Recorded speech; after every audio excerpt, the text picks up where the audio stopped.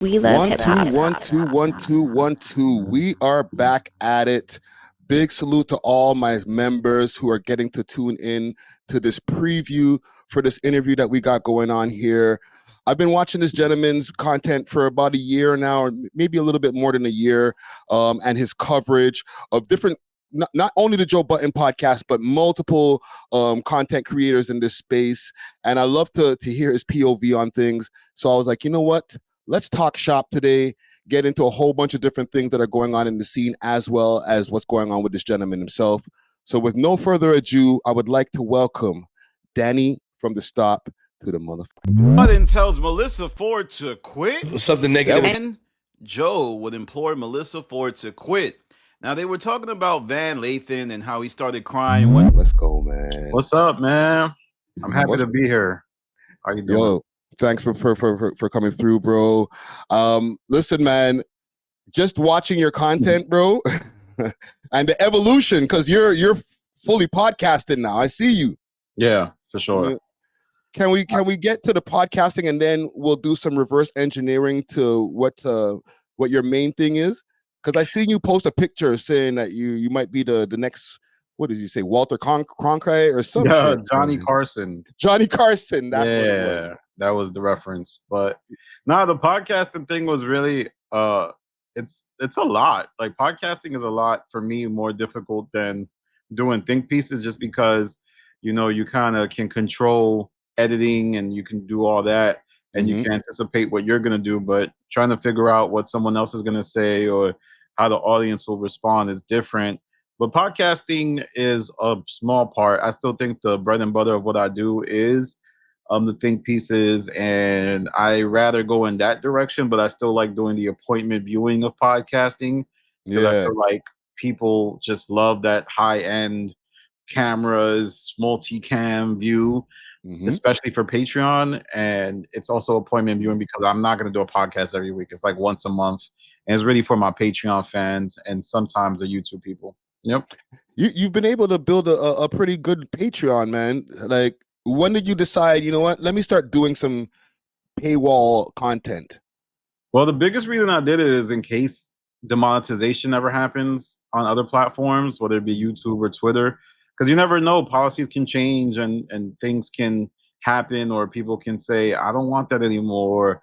And I didn't want to be caught in a position where if that ever happened, God forbid, I get hit with everybody join my Patreon and I'm desperate. So I'd rather start the ball now as opposed to looking like desperate. And I also wanted to start coming up with a strategy for my Patreon. Now, it isn't like my Patreon is outdoing my YouTube in terms of monetary value, but to get it to where I've gotten is one of my most proudest feats, because there's people with 1 million subscribers who just have a hard time getting 15, 20 subscribers.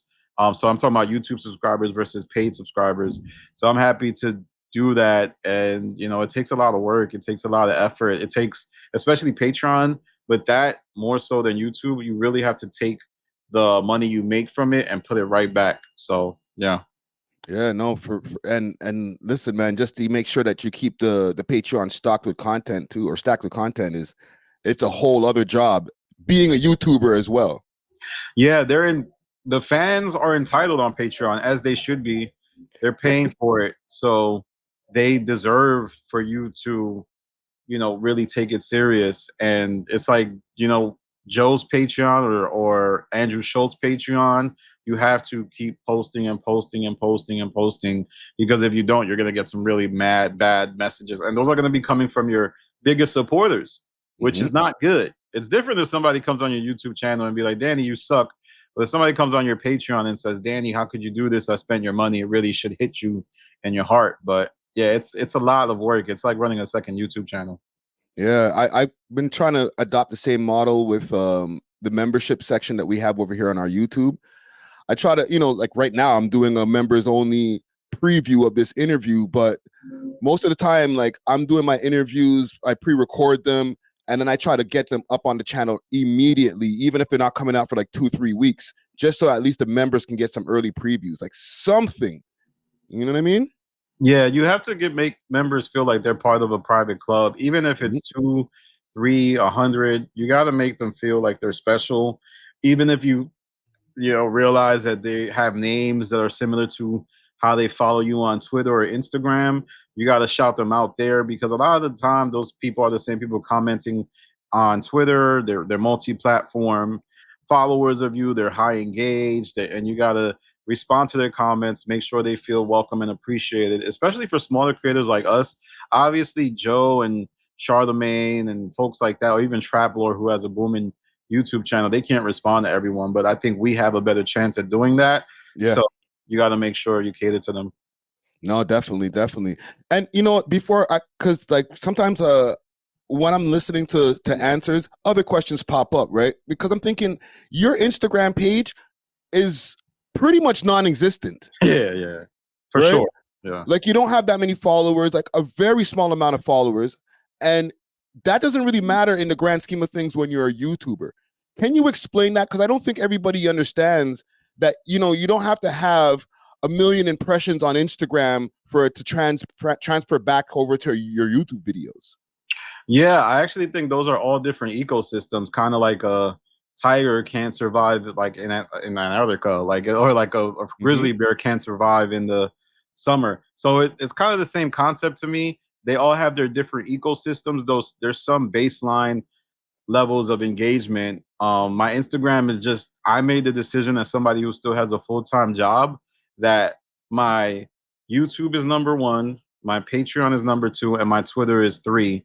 And Mm. my Instagram is cool. The best part of Instagram is networking.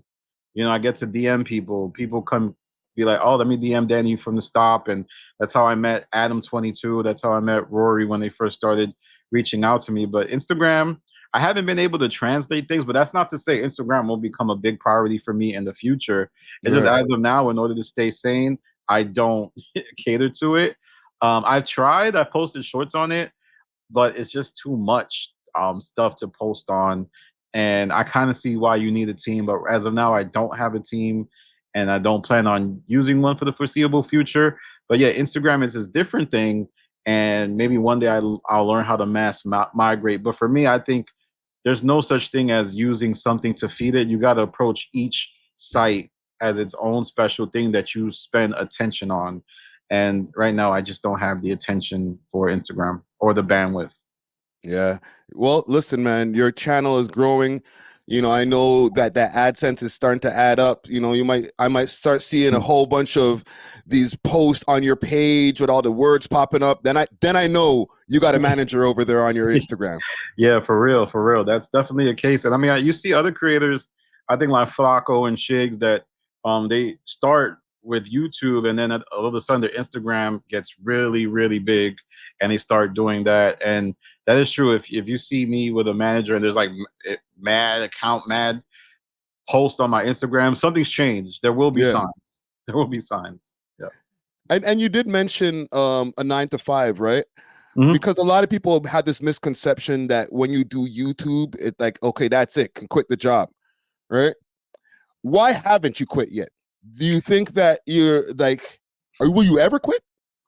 Oh man, there's a possibility I wouldn't close it out, but I think the reason I haven't quit is just because there's multi reasons. So there's the idea of YouTube. It's not like you could be making a lot of money and then you cannot be making a lot of money. And then there's also the monetization. YouTube can change its policies and it could Mhm. not favor your content. What if, one day podcasting isn't as popular, or there's a new podcast that is bigger than the ones I cover. And I just want it to be a secondary income, which is a great secondary income. Right. And I'm trying to make inroads into other things, but there have been times when I thought about going full time, but then that would require multiple videos a day, because I'll keep it real, I don't edit to the level of a What's the Dirt or a Trap Lord Ross. So I have to make more content in order to feed the algorithm, and that would require 3 videos a day, about 90 videos a month, and that is a Mhm. lot, and that no breaks. Right now, I have health insurance that I think is pretty good, and I think all of those things matter to me right now. Not to say that I won't quit, but for the foreseeable future, I don't see myself quitting. And I'm starting to kind of launch a consulting business where I help out creators and that is, if that grows, then I'll feel more comfortable growing. And I received some funds, but that's not where I needed to be to truly walk away from the game. And then there's this pressure to quit and become a full-time creator just so you can say that. But Yeah. I like my job. If I had a job that sucked, I would quit. But I don't have a job that sucks. I love the people I work with. So why even do that? Yeah. No, makes sense. Makes sense. I did that, let's say back in 2017 when I first Wow. started the podcast. And hasn't been easy. There's been good times and bad times. You Yeah. know what I'm saying? As But expected. sometimes, yeah, but to be honest, I can't even have a shoulda, coulda, woulda moment because the position that I was in, like the job that I used to work for a company called Shoppers Drug Mart, big company over here. They Mhm. don't even have that positioning. That whole department is gone. So Oh, I can't. I wouldn't even be able to go back and grab onto that life raft. You know what I mean? yeah, I get it. I think that's a great, like, somebody made the decision for you, or you can't even go back. Like, that's different. If somebody made the decision for me, then I'd probably be full-time creator. Yep. Yeah, yeah. And even with you, when you started creating, you're at the office. You're starting to make music or YouTube videos. Yeah. What made it? When did the JBP part start? Because I know you cover Deezus and Mero and other people, and you covered a lot of them a lot more earlier in your YouTube journey. When did you notice, you know what? Covering the Joe Budden podcast is actually it's making this algorithm click. Discover Canna Cans, where quality meets innovation. With over 24 premium strains, each carefully sealed in our signature cans for maximum freshness. We're redefining the cannabis experience. Trusted Canada-wide for consistency and reliability. We deliver the product you deserve. Elevate your expectations and explore the difference with Canna Cans. You can find Canna Cans on Instagram at CannaCans_Canada, or you can find them on the Diamond Club page, DiamondClub_Ontario. Make sure to use the code We Love Hip Hop on the way out and get yourself a little discount. Salute to the sponsors. Cheers. Well, I mean, I always felt like I was like, I understood the Joe Budden podcast on a deeper level than I understood most. Mm-hmm. So I felt like if I always watched it, I would speak on a higher level of authority than most people who are making content about it. Yeah. So for me, when I first started, I started making content about Rory and Maul. That was my first video about them joining Sirius and getting signed there. And it was Yes. in relation to Joe. But Joe is the bedrock. I mean, his algorithm is really expansive.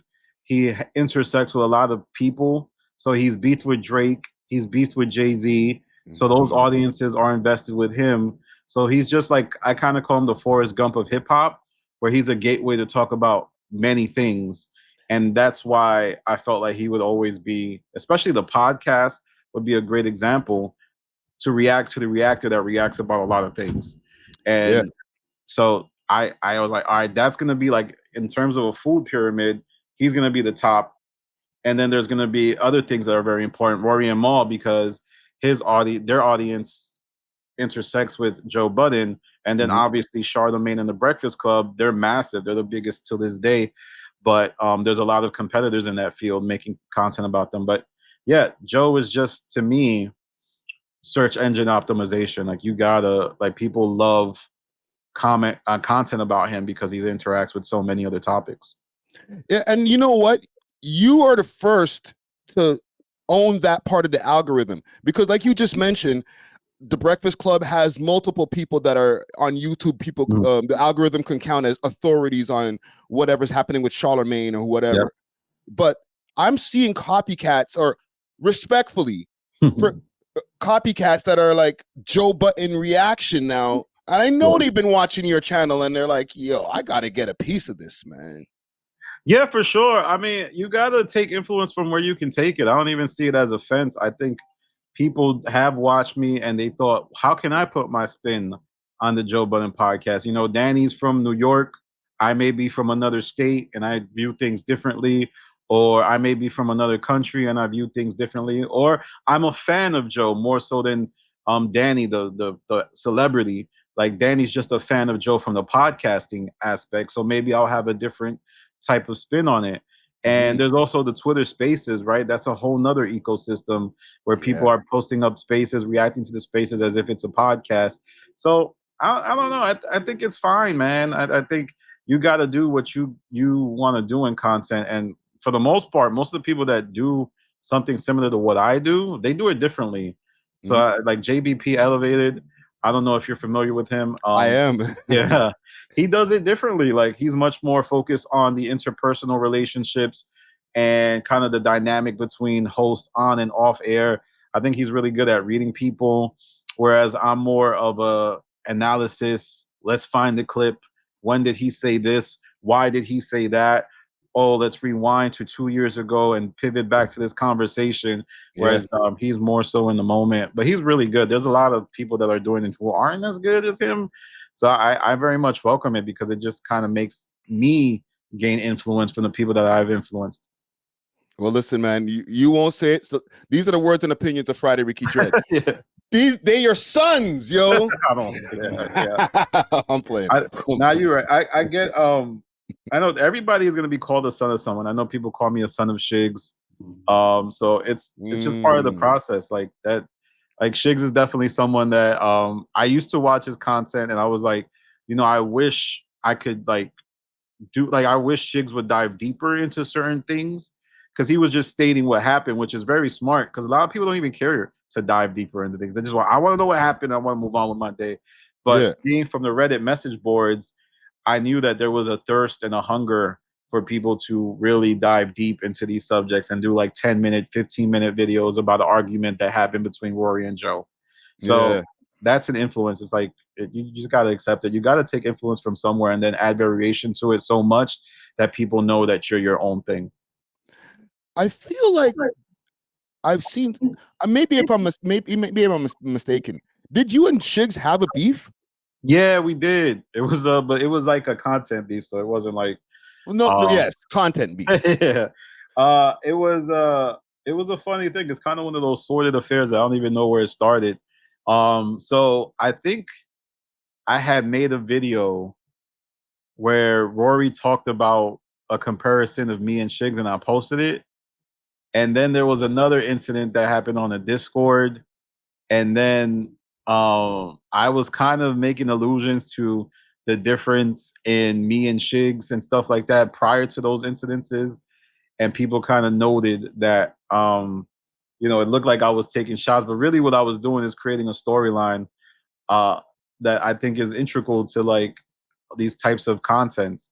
And I did feel like there was I think I influenced Shigs as much as he influenced me. I know some people may, Danny, he don't care about you, but I do feel like there was a need for more deep diving from certain channels. And I did impact somebody, but yeah, there was a little back and forth that culminated in a space that we did when Joe threw it and kind of had us go against each other, which was hilarious. It happened like a year ago, and I think it was funny. But yeah. That's actually part of what was my question too, because was it something between you guys or did the audience and other outside forces create this quote unquote beef? Well, I mean, I think that's often the dig people use at me, like I'm a fake Shigs or I'm a fake this or I'm a fake that. So I do think it came kind of externally. I also think people thought I was Shigs. So that was another thing. When they didn't see my face, they thought the way I spoke was similar to Shigs. So there was a constant comparison between the two of us. And we also did Joe Budden content, even though I do think we did it differently. Yeah. Like he was more hot topics and I was more deep dives. So there was a comparison. So I played into that comparison sometimes, and it eventually led to like a full out verbal confrontation on Spaces. Oh man.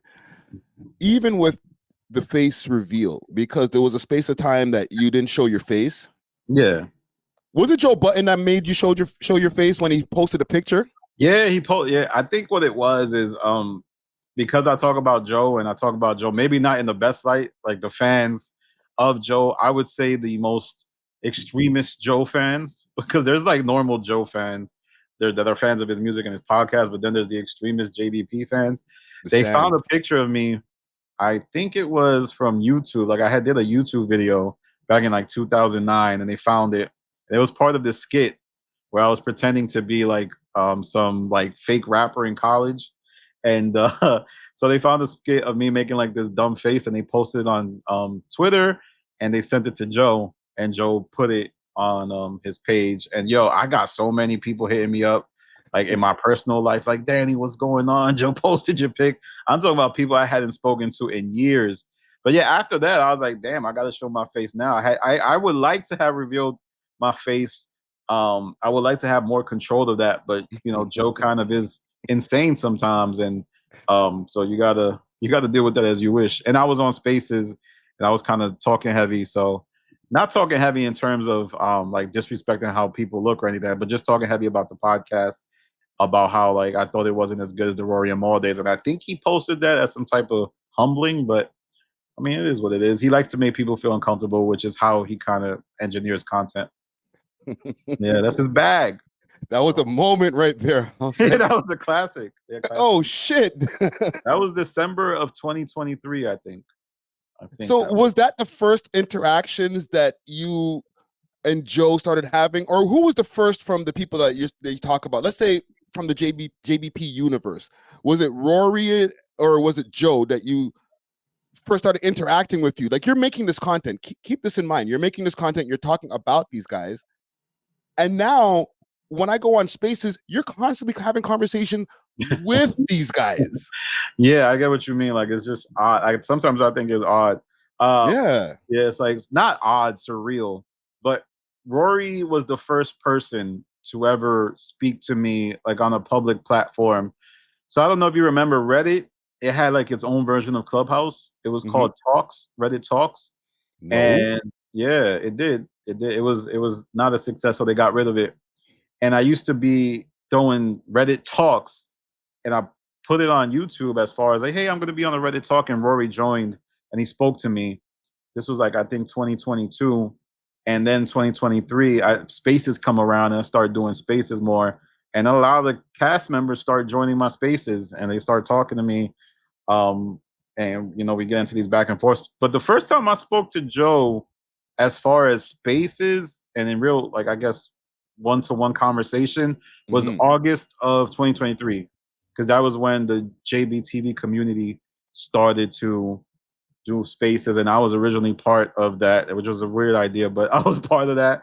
And yeah, that was the first time we ever spoke. And that's when everything was kind of cool in those times. There was no friction, separate spaces like what's happening now. There was no yeah, I think there was more unison back then between the communities, but I mean, it comes from the ethos of Joe Budden, so there's going to be conflict at all times. And just, it's not even Joe, just online communities tend to split all the time. They tend to have people who think, I could run it better, I could do it this way, why are you doing this? Which is why there's so many, there's the Reddit communities, there's the Twitter communities, then there's the Discord communities, it's communities within communities. And it's just a testament to how the Joe Budden podcast has tons of communities. And that's why, you know, it's only second to the Breakfast Club in terms of that. Yeah, because a lot of people don't realize when they go to on Reddit to one of those Joe Budden Reddit pages, I think the second biggest one besides their own is yours. You're the one who runs that. Yeah, they don't even know. So they don't even know. No, but you mentioned it. You mentioned it in videos. Yeah, but I think my YouTube channel is still a niche channel. It still does really good views, which I'm proud of. But as far as the Reddit, like our Reddit, when I got kicked out of the main Reddit, I never thought I would make another Reddit that was as popular as that one. So that one has 64,000 in it, but it's like not active engagement. Ours has 34,000. It went from like 1,000 to 34,000 in like 9 months. And people don't know that when they comment that's like my Reddit, but I try to keep it cool. But if you come on there to diss me, I will pack you up. I will pack you. You will get out of that Reddit. But yeah, it's pretty awesome. And Reddit is another thing that's integral to, I think, a lot of YouTuber success. I think Traplore himself has said he used to be on the War in Chirac Reddit, and that's how he kind of laid the blueprint for a lot of his videos. And for me, that was similar what I do with, you know, some of the Rory and Maul, Joe Budden content. Is Reddit is a great source of information. Yeah, and when it comes to Reddit over here, for me, Torontology Reddit is what I do my research from. I get mad stories from my podcast from that page.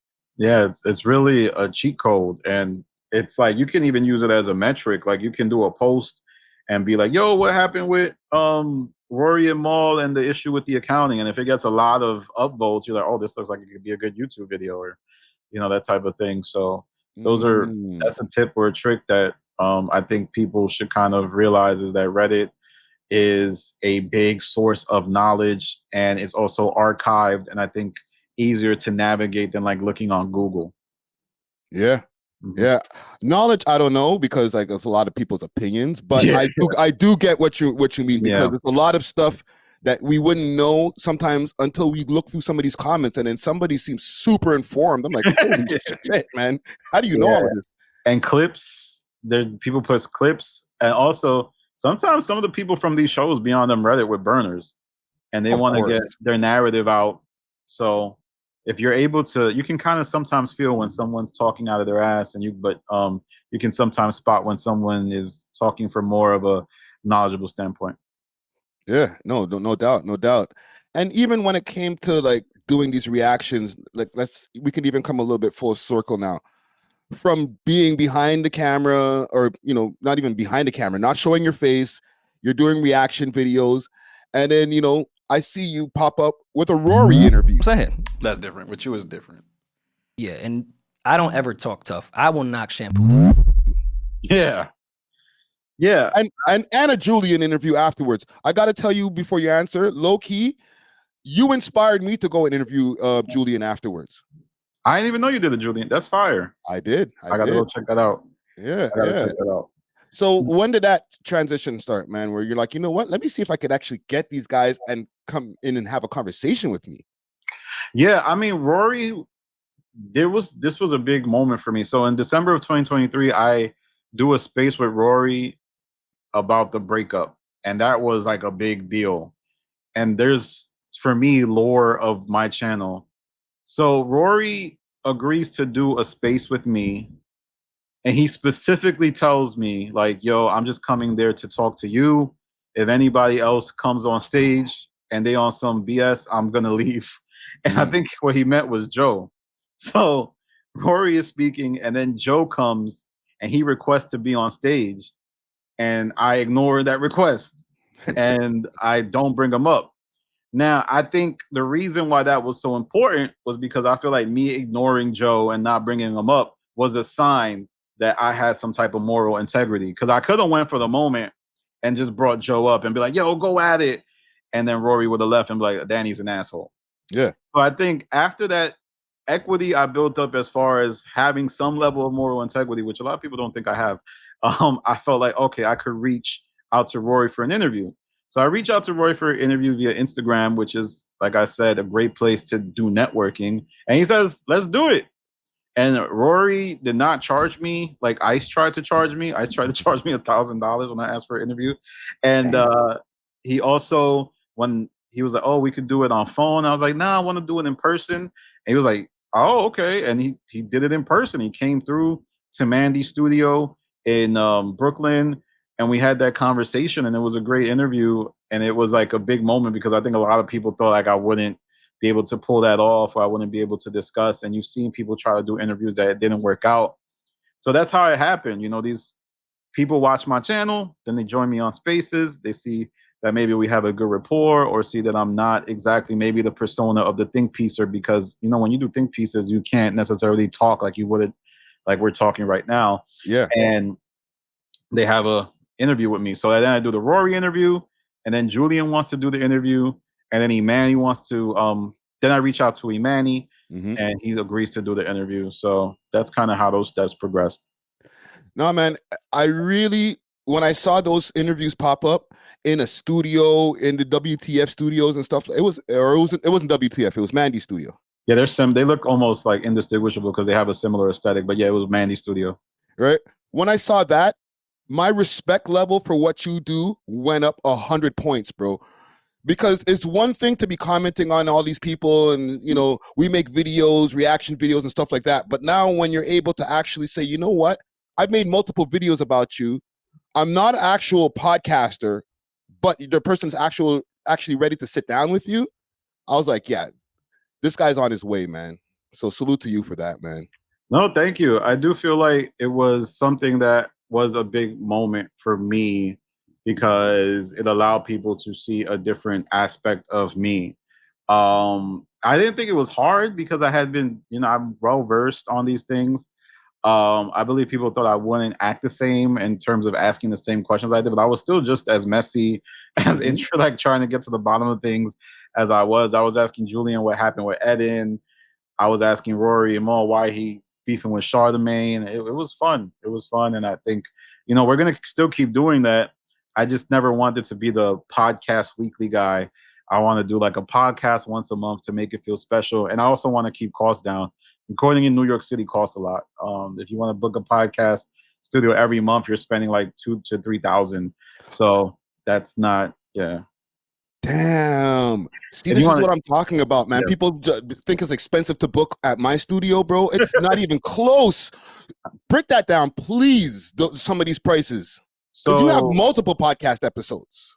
yeah, it costs a lot. So all right, so let's take for example WTF Media. Mm-hmm. They charge 600 for like 2 cameras. Then it goes up. Like so if you have multi-cam usage, it could go up to like, I don't know the exact number, but I think it goes up to like 800, 900. Okay. And that's just for a 2-hour booking. Then Mandy, she charges 450, which is a lot cheaper and a lot more affordable. So I got to give her credit for that. So if you think about it, if you just do the 2 camera person thing, 600 times 4 is 2,400. Mm. That's $2,400 a month. And on top of that, you have to edit the videos yourself. You have to make sure you have the equipment to edit those videos. Because I'll be honest, man, when I edit my videos, I use iMovie, and a lot of people laugh at that. But when I took those WTF files and put them in iMovie, it didn't read them, and I was like, I gotta find a way. So then I bought Final Cut, and that cost $230 for the license. Yep. So yeah, I spent thousands and thousands of dollars on podcasting. So it just goes to show you that the money you make, you got to put it back in. And I also spent money on mics. I Mm-hmm. spent money on this streaming setup because like I can't be doing interviews all the time in those studios. But if it's a special interview, like let's say one day I ever interview Andrew Schultz, it won't be like here on Riverside. I'll interview them in person. Yeah, yeah. No, and people don't even realize that these mics over here and like the one that you have, the Shure mic, Yeah. they're like $600, bro. Yeah. Yeah. It's not, if you really want it to sound good, you got to make sure that you put your best effort. There are some great mics who sound just as fine and all that stuff. But yeah, I always try to get the best thing that I know I'll get a lot of cost per usage out of. Yeah, yeah. Can we get into a few things that are happening right now as far as some of the universes of content that we watch, right? Sure. The JBP or over at the Joe Budden podcast, there was a lawsuit that happened the other day. A second lawsuit. Yeah. Right? There was the one for the lewd whatever behavior charges. Yeah, the right? Lewd Act. Right? But then, and that went away. Joe talked about it on the podcast.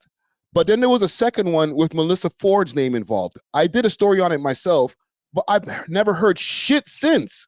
Have you heard anything about this lawsuit? I want to take a quick break from this episode to give a big shout out to Only Loud, Canada's one-stop shop for your favorite legacy brands and all things loud. Only Loud provides mail order delivery nationwide and same-day delivery to those in the Ottawa area. Check them out at onlyloud.ca or follow them on their socials, Instagram at onlyloudcanada or on Snapchat onlyloud.ca for more exclusive content. Only Loud is not just a product, it's a lifestyle. Big salute to the sponsors. Cheer. I haven't heard anything about the lawsuit since that thing, but I think it's important to remember that one is criminal and one seems more of like a financial compensation for the feelings that may have happened as a result or the trauma, quote unquote, from the incident. And I haven't heard anything since, though I do think that it got really ugly between the neighbors. I have intel that tells me that the neighbors, they kind of maybe feel like they are, just being put against in the corner because apparently the building loves Joe, and they say he's like a great person in terms of how he treats people there. and that the cast is actually really nice to everybody. So it's two opposite ends of the spectrum where I guess they feel like the celebrity of Joe is not allowing them to make proper, headway in terms of the court of public opinion. But Right. then Joe is like, yo, I go into this building every day. Everybody rocks with me. People support me. And it's only y'all that have all of this energy for me. So it's like, it's really up to the public. And I believe the people who are suing Joe, this is allegedly, they might have actual like knowledge of like computer science and all that stuff. So they got bread too. So it's good. Mm. They probably just trying to, this is where grown meets grown and personalities clash, But what is the Melissa Ford angle? I don't understand that part. Our, My, our sister, and legend from the Six. yeah. My guess is this is only a guess. I know she's talked about using the pool at that complex. And I believe on air they talked about how she shouldn't be doing that. And that could be how she ties into this misuse of, facilities at that condo complex. So if you're trying to tie in somebody that's popular, Melissa Ford is obviously the second most famous person on that show. Yeah. And who knows the type of interactions she's had with I believe the wife of the couple, and that could have happened. Yeah. So I think that is her overstepping. I know these complexes, when somebody uses the facilities and they don't live there, and they're coming on days when they're not supposed to be there, that could be a big issue. Yeah. There's more that needs to be deciphered. We'll both be trying to do the science on this one. You know what I'm saying? Yeah. I think Joe knows he has to find a new complex, and he's working towards that. But it is You think so? Hold, not to interrupt you. You think he has to leave? Yeah, I think he wants to leave. I don't think he has to leave. I don't think he wants to make himself susceptible to that level of interaction, especially if that couple is still there. You would want to not put your people in harm's way, and you probably just want a big house or a big, house with a basement that can allow you to just be in your own secluded area. And I think that's what Joe is moving towards. Yeah, like the house that allegedly he got for Parks. Yeah, like that. Yeah, that type of like It was interesting when they moved there. It was like it was funny. It was a dynamic that was interesting because they had to move back to Park's house, but the camera quality was so high that it just looked weird. It was like high-end cameras in a basement. So I think they have to find something a little bit more elevated than that. Like the cameras were so close and it was like high resolution. Yeah. I do wonder. Go ahead, my bad. They didn't have enough room in there neither, man. Like they had to shoot from different angles. There was no full shot that everybody could be in, man. Yeah, it was really, really tight. It was awkward looking, and they made the best of it. So shout out to them. Sometimes, things happen and you gotta figure things out, and they did what they could. Yeah. And salute the Parks. I know, joking, I know you could afford your own house, man. That was just a rumor. Yeah, it is a big rumor. I mean, people think that they bought that house as a tax break and used it to hide the expenses from Rory and Mal, or to stifle the expenses. Yeah. Which is always at the core, I believe, is of the breakup between them, is how were the expenses treated, which I think one day we'll find out, but maybe never. Yeah. And it's funny that, we mentioned like Joe having a contingency plan when it comes to location, right? He could always go back to Parks. What up with Math, though? Math is nasty. I don't know what happened. It almost looks so chaotic that I feel like he probably planned this. Because if you knew that your studio was in a bad spot, how come you didn't make a plan B?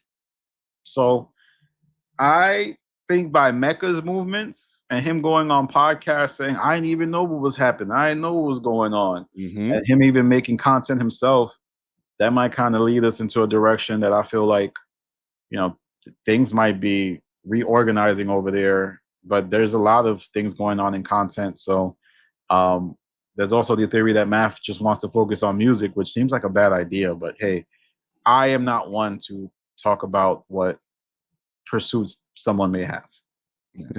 No, I've never heard you mention anything about mass music. yeah. The only issue I had with mass music is I just don't think you should start off your videos with that. I feel like it's just start off with the content, man. Yeah, no, agreed. Where do you think he dropped the ball, though? Well, he dropped the ball in a variety of ways. It doesn't seem like his business was tight because in his explanation interview, he was talking about, oh, I'm not good with money. You know, these are things I had to learn on the fly. The owner was racist. All things that seem to skirt accountability for whatever happened. Also, on top of that, he didn't necessarily have the best dynamic with all of his co-hosts. If you look at all of the interpretations he lost Misfit, he lost Knowledge, he lost Esso, Heineken, Bigger, Space, Champ. That's a lot of co-hosts that he ran through.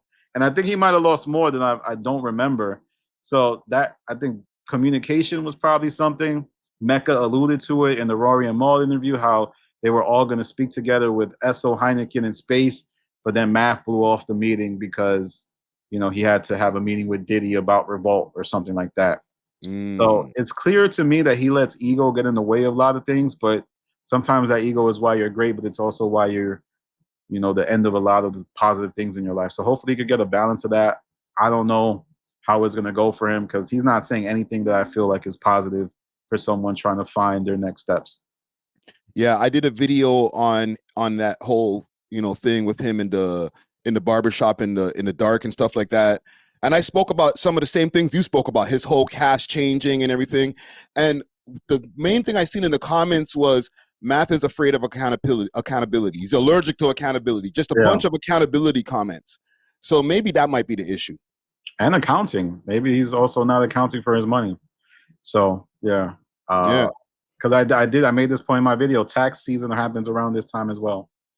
But he said the bill was $7,000 for the light. $7,000 is no small change, but you figure a show as big as Math's, you would pay it, and for that to be the holdup, I think says a lot. Yeah. One thing also I uncovered from your content is that you got more beefs. Like maybe real life consequences. Like, oh, okay. Like Flip is trying to find you, fam. He's mentioned shit about he's gonna pull up to your job and everything. Like, has that ever happened?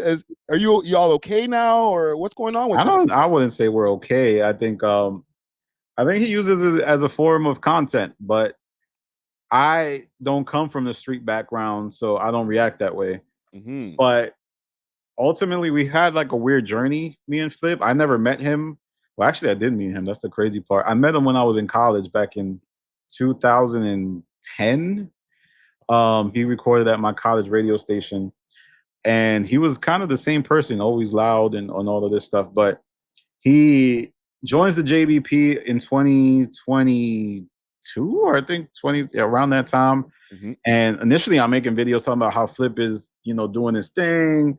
Isha Nice had hit the ceiling, but Flip helped them kind of find a new level. But then I make a video where it wasn't as advantageous to Flip, and it was this time when Joe did an episode of the pod, but it was so bad that he didn't release it. And Flip and Joe, they go on live, and Flip is kind of, I thought, brown nosing Joe. He was saying stuff like, "Oh man, you know, you work so hard," and I said that in a video, and that made Flip upset. So then he started going on, you know, these rants about, I know where you live at, I know where you work, I'm gonna see you. And I just never took it serious, not because I don't think he's a serious guy, but I think in the deep downs of his mind, there's gonna be serious consequences if he does do something, because this is professional. This is, you know, this isn't street stuff. I'm not talking about his street credentials. I'm talking about him on a podcast. So ultimately, I really don't lose sleep over it. Yeah. Is that the only person that, because I know with me, I get that regularly. Yikes. But I also deal with a whole bunch of rap stories. I cover the Toronto hip hop scene and all of the drill rappers and all that. So I've received multiple DMs like, "Yo, pussy, stop talking about me on your stupid podcast," or, you know, "delete that video or else." I get a lot of that. we're in different categories, but have Yeah. you? Is there more than Flip that's hollered at you in the DMs? I Or mean, it's at Flip's. all? I think it was really Flip. I believe this is one of the barriers to my content creation is I don't try to cover like criminal street stuff. Maybe one day that'll change because I feel like that is what people care about. So I don't want to say like that's bad. I just think like for me that's a line that I haven't crossed yet. But I might. And for podcasters to really want to see me is very rare. Usually it's just content like, oh, I'm gonna make a video shooting you down. Like that's usually how it plays out. Yeah. There's been multiple content beefs. There's Chigs, Homeroom, Flip, and then like the space communities, or the Twitter communities or the Reddit communities, and they're not really gonna do nothing. Like they're not. I don't think they're. I think for them it's just more online stuff. Yeah. And with the homeroom guys, have you guys figured that out yet? Because that was Mhm. there was a lot of content that I seen going for a minute, but then it stopped. Well, what do you think? I don't know. What did you see? I think that you guys are not cool, man. don't The last piece that you did, that would have pissed me off if somebody made a whole skit about me. Yeah. No, I see. I thought what they did was clever. I think they did a skit themselves. But nah, I think we're. I don't think we're good, but I think we're fine where it's at. Sometimes you just kind of you exchange with people, and then you get your shots off, they get their shots off, and you leave it there. There's no need to mend things. There's no need to be best friends because I mean it really was between me and Jay Tone Groove and Jay Nobles. That was really what the core of it was. It wasn't the whole thing. Like I don't hate AJ, I don't hate Lauren, I don't hate all of them. It was just them two that I had an issue. And I get it. You gotta ride as a family. So that is what it is. Nah, it is what it is, man. Couple more questions I have for you here, man. Sure. Because I am a hip hop podcast, I got to ask some music related questions, right? No And problem. you're in New York City, For sure. Yep. the birth, the mecca of hip hop. Yeah, man. But has New York hip hop fallen the fuck off? Oh, for sure. I mean, I think we're lyrically inclined, but not musically inclined.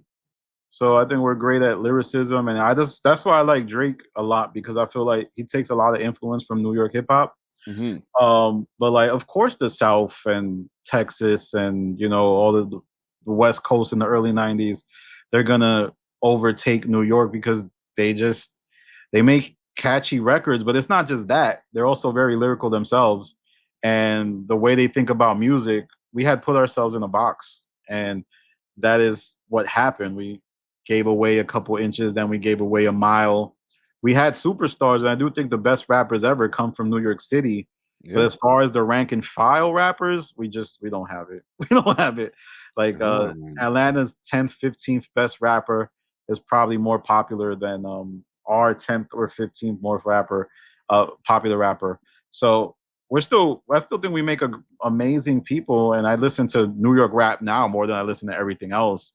But as far as who dominates the country, you can't act like New York City is still what it was in the '90s and 2000s and '80s. Yeah, once upon a time, you guys had like a whole King of New York argument and stuff like that. Is there still that argument going on? And if there was, who would be the King of New York at this point? It was really odd when we had it the last time. Who was it? Like 6ix9ine? Who was the dude from A Boogie's crew? Who, Don Q? Don Q. I think they were interested. Yeah, they were trying to. So that just kind of shows you like where we were at that time. Like it wasn't the cream of the crop. Like as far as but they were really good rapper. I mean, Don Q was, but as of now, I got to be honest. In my mid 30s, I listened to a lot of West Side Gun. I used to listen. Yeah, who was the dude who? Oh, that's Buffalo. That's not NYC. Who was the guy who passed away? I loved his music. What was his name? Ka. I listened to a lot of Ka. Okay. So he's from New York City. R.I.P. Ka. And besides that, I really just listened to old Jay-Z. I listened to Drake. And other types of music from the '80s. I'm a random dude. Yeah. I'm a random dude. Damn. Yeah. So, because I really got to say, when it comes to Kings of New York, man, you guys, like, if you had like a choice, we're choosing between Cardi B, Cash Cobain, and Fabio. no, not even, bro. Respectfully, because I have an interview with Fabio. I'm not, but like, he's not hot right now, fam. That's for sure. It's hard to draw for names of who's the hot New York rappers to like make a 3. And then if you make the 3, it's like, are we gonna run and show everybody that this is our 3, like Ice Spice? Yeah, that's why I said especially if you grew up in the 90s and 2000s in New York City, you really can't rank these guys. Like, you grew up with Jay-Z, 50 Cent, DMX, Nas. It just feels weird to rank these people. Yeah. It makes my head hurt thinking about it. It's like trying to rank like street ball players against NBA players. Those guys are good, but it's not ever something I'm listening to on a consistent basis. Yeah. Just to close up our conversation here, because we're getting close to the 1 hour mark, right? Yeah. But as a YouTuber here, and the videos that you're making, you got your reaction or commentary videos, you're getting into the podcast space. Where do you think YouTube's going next? For me, I think YouTube is still is prioritizing some things that are a bit different. I do think one day maybe YouTube will get to the point where it's not so specialized, because I think the issue is once you make YouTube videos, the YouTube is just like, all right, you can just do that. That's all you can do. And then you try to break out. They don't really market your videos like they do for the things that you appear to be authority on. Yeah. But besides that, I mean, they're trying to do the shorts thing, and I think it's been like 2-3 years of that experiment. I don't know how that's going. It seems like that is the future with the shorts and also the vertical streaming. So those are things that I think they're doubling down on. I just think YouTube kind of knows who it is. I remember there was a time where they were doing like original content, right? They used to have Cobra Kai, but they stopped doing that. It's hard to forecast necessarily. The policies might change in terms of what type of content is allowed to be monetized. So that's always something that is concerning. But what I do notice is there's a struggle for views in our niche. Like, I see some channels that just are having a tough time staying relevant. And I'm not dissing anybody. That could happen to me.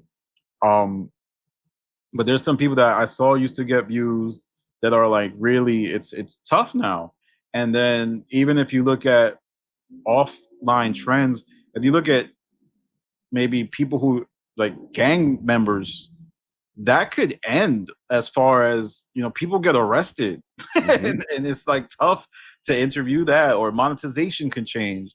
So it's going to be, I think we're going to see more of the trap lore, more of a double down on that type of content. And people are already doing that, but I think even accelerated steroids, cops are going to start getting interviewed. Cops might have hip hop channels.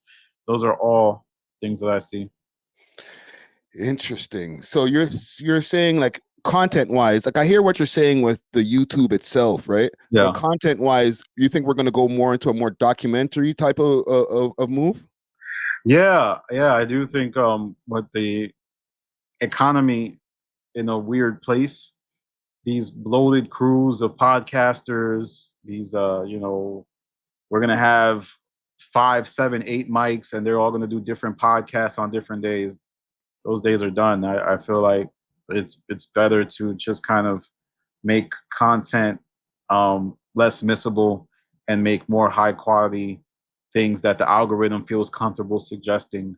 So things like Back on Fig, community clips. I don't know how much longer that can go, but with them it's different. They have personalities, so they might last a long time. But as far as these rosters with, like, let's say T-Rel's cousin or T-Rel's second cousin, they have a podcast, I think that's done. Interesting. So let me see if I can understand this, because as a podcaster, and I've been doing this for 8 years, so I don't really feel as worried as maybe somebody who's going to be stepping into podcasting, let's say this year. Yeah. Do you think that's a viable thing in the way that the algorithm is starting to move, like new podcasts and stuff like that? Or I has do. the podcast boom stopped? I mean, it's obviously different, but I think if you're talented, if you have a different spin, you should still do it. Like, you are always going to bring something unique. And even if you fail and you do miserable, you learn. So Mhm. I feel like you should try it. There's people who might start a podcast about Jay-Z and it sucks, but then they realized that they did this video about Memphis Bleak and it was the most performing thing on their channel, so they're going to do more Memphis Bleak content. And then because they did a video about Memphis Bleak and it succeeded well, they do a video about PD Crack. So they might learn out like all right, there's too much Jay-Z content, people want to learn about what happened to PD Crack, Memphis Bleak, and Oskino. So Mm. those are all things that you got to figure out on your journey. So start and fail and just repurpose and retool. Yeah, yeah. No, that's some good advice right there, Mhm. man. And in closing, what do you have coming up for yourself for the rest of like this year, content wise? Like, do you have any moves that you can let us know on? Yeah, sure. I mean, I did that podcast with Raqi on my channel. I don't know if you're familiar with Raqi. I think a lot of people got familiar with Raqi. She's Yeah, like, obsessed. She's in exactly. love. Like, you can hear Still in it. love. Oh yeah, that Yeah. part too. Anyway, We were gonna have a lie detector here, but No, I know about Raqi Thunda, but bro, that episode right there sparked a lot of shit. Can we stop? Oh, let's stop there for a second. Okay, go ahead. Because that sparked the whole Twitter spaces between her and Yeah. Joe. Yeah. And I'm hearing all kind of crazy shit in the Twitter spaces about sitting down, jerking off outside of bathrooms and Yeah. Valtrex bottles and all that. Raqi Thunda and Joe Budden go to war. We're gonna act like every time I came out the bathroom, you wasn't sitting on the floor fucking and I had to walk past. What did you cause, my G? Yeah, I had it. Like I did a podcast a month ago where Raqi was on and she did me the solid of appearing on the show. And I really think Raqi's talented. I think a lot of people are positioning it as, oh, she's a baddie. You just trying to get next to her. You want to sit down with her. You freaky. Nah, it's not that. Like I really feel like her and Joe are so similar in terms of the way they speak and how unapologetic they are and the randomness in which they speak. That I think she has talent. But it's different than Joe. It's just they're alike in a lot of ways. So when I do that podcast with Raqi, it seemed like I don't know, Joe started joining the spaces with Raqi more to like kind of talk to us. Yeah. And I think Joe said something that triggered her. Then Raqi said something that like bong bong, and they've known each other for a long time, so they know a lot about each other. And it just got really bad last week. 50 Cent reposted a clip of the spaces. I never thought it would get this far. I hope. I don't know. It just got weird. It got weird. Yeah. It went left. It went all the way left, man. It went all the way. How can you anticipate things going that bad? I hope. I think. Well, I don't know. I doubt this is the end of the two of their story, but they just have like a funny dynamic. But when they do get together, I think it's so entertaining. You know what you did, right? You took a grenade in the form of Raqi Thunda and just threw it into the battlefield and said, "Let's see what happens with this." Yeah, but the funny thing is, me and Raqi had been doing spaces since like last year, like in August, and I thought we had the chemistry in terms of speaking on mic via social audio that I wanted to replicate it in podcast. And I think she, like I said, I think she's talented, and she knows a lot about random shit. And she also has radio background. Like she had a radio gig on Sirius, and she also worked at 92.3 in New York City. So I think she has talent there, and it's rare that you find that. And I think when we make content, is really good, especially her contribution to it. No, that's I'm excited to see how this whole thing unfolds, man. And okay, so to finish your question, like what you got coming up next, man? Yeah, so the podcast with Raqi, I plan on developing my Patreon a lot more. I also want to grow my consulting thing. And a lot of people might be like, oh, consulting, Danny. I've actually been paid by like podcasters to help them out with some ideas. So I want to grow that and kind of make YouTube AdSense my like third income and not the third income, but just like not as weighted in terms of how I make money off content creation. Mhm. But those are some of the things. I also want to get into documentary making and make videos that are a bit different. I want to consider launching different YouTube channels, well, a different YouTube channel that's focused more on true crime as opposed to JBP, and kind of getting into the automation of YouTube, where I have a script writer or I, use certain team of people and maybe spend $500 to $1,000 per video and make content that way. It's not anything new, but it would be something new for me, and that's something I want to do. One thing one last question I forgot to ask you about. Sure. What happened to the coverage that you were doing over at No Jumper? Oh yeah, I'm gonna be honest, man. I'm not from the West Coast, bro. Like, I didn't know what was going on. So Adam brought me on, and he asked, like, he was like, "Yo, I think we should do content similar to that." But after I get there, there's a layoff. Like, there's mad layoffs. They let all those shows go, Mhm. and it wasn't necessarily layoffs, but it felt like layoffs. So a lot of people that had podcasts on the channel no longer had podcasts. And I do think it was a bloated thing where, if y'all remember, every day of the week, Adam had a different podcast. So I think it was like DW, Brick Baby, Yeah. and everybody had a different show. So my content about No Jumper was about the beef between those co-hosts at times, and then those shows went away. And I think Adam went in a new direction, which is totally fine. I thought it was dope that I've done content with Adam.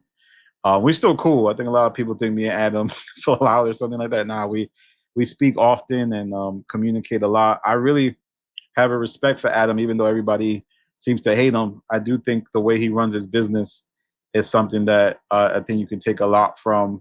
Granted, he just said he's going broke, right? Well, he said No Jumper is going broke. Yeah. But that's what happened. There was a complete change at the company, and those videos no longer made sense. Okay. Now I just wanted to make sure I have everything that I need to know about Danny from the start right now Yeah. in this here, so that in the future when we do have conversations, I could just bring up topics that are like current trending topics, and we could just chop it up about that shit. No man. problem. But I really appreciate you having this conversation with me, bro. You know what I'm saying? I think the audience got to learn a lot more about you, the guy behind the voice behind the camera. And I wish you all the best of everything that you got going on in content creation and more, bro. All right, same to you, man. This was a great interview. I feel like you were really prepared with questions. Sometimes you do an interview and people are just like asking random nonsense, and you didn't do that. So I appreciate that. I take interviews seriously, man. So I appreciate you taking the time, man. All right, man. Thanks, man. Thanks for watching. If you enjoyed this video, please make sure to check out these other videos on the screen and make sure to like and subscribe. We love hip hop.